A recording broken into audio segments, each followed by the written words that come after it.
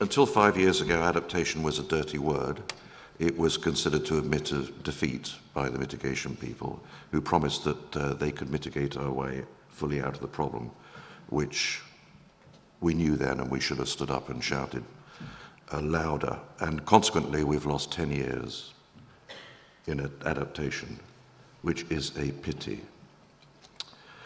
What must we adapt to? Well, you will know that if we don't do anything, it's probably 4.5 degrees, and it could be as much as 6. In the Bella Center, the suits will say 2 degrees.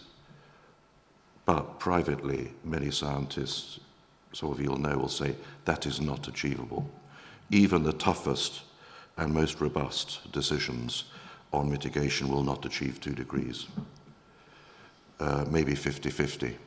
But as I said in plenary at Poznan, no one ever takes a truck on a highway with a 50-50 chance of making it. It's a crazy target. However, we probably can't do more. So it's very likely we will overshoot and then adapt and then take 150 or 200 years at continuing efforts to get back to 1.5 and then 1. We're in it for the long term. This is the elephant in the room that often isn't discussed. But if you talk to Poznan, the Met Office came public with it this week, those, I think, are the figures. So I think we should hope for 2 publicly, because no one wants to destabilize the meetings, but realistically expect 3 to 3.5, and then take 100 years with adaptation in place to come back down to 1.5. But plan for 4. Where will the impacts be greatest? I fear most for the tropical montane and equatorial montane forests. For every 1 degree of warming, with something like 500 meters rise in the forest, lower forest limit.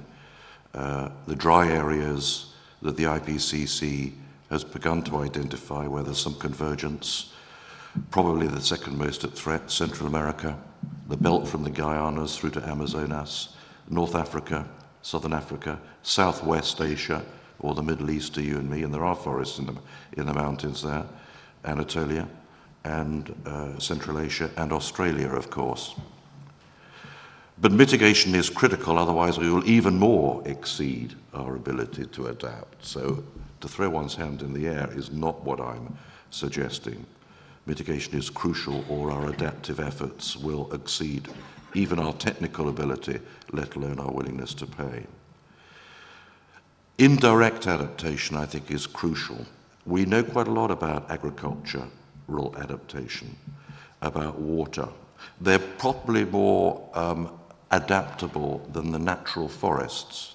And by adapting agriculture and improving rural livelihoods, making them more resilient, we can take the pressure off forests, natural forests, but at lower latitudes.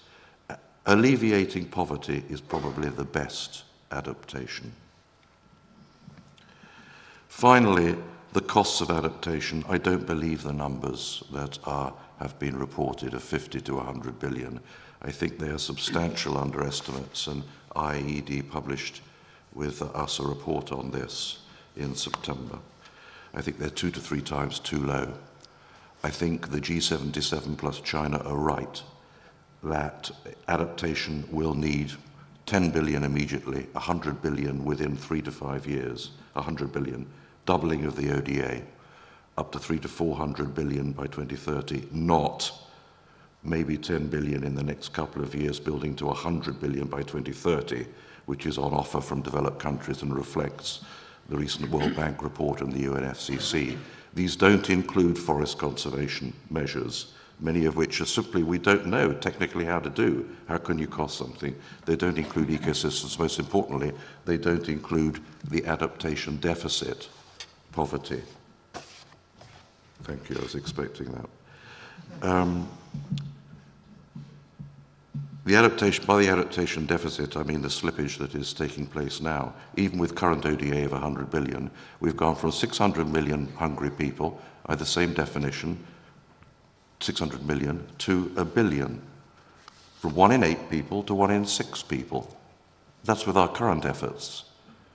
So And like Alice in Wonderland, we'll need to run faster and faster to stay in the same place. And I think the adaptation community needs to come on strongly and say, we need a Marshall Plan, not a mouse plan, for financing. And it's not going to serve our purpose in the long term to put too little in too late and try to make a number small so it's digestible at the Bella Centre.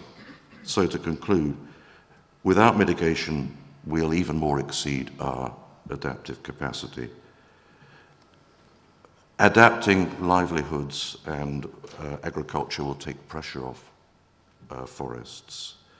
This needs financing at a higher level than is currently on offer, and it's the other major issue, of course, on the table at the moment, the dispute about the level of funding. And finally, to repeat, alleviating poverty is the single best adaptation.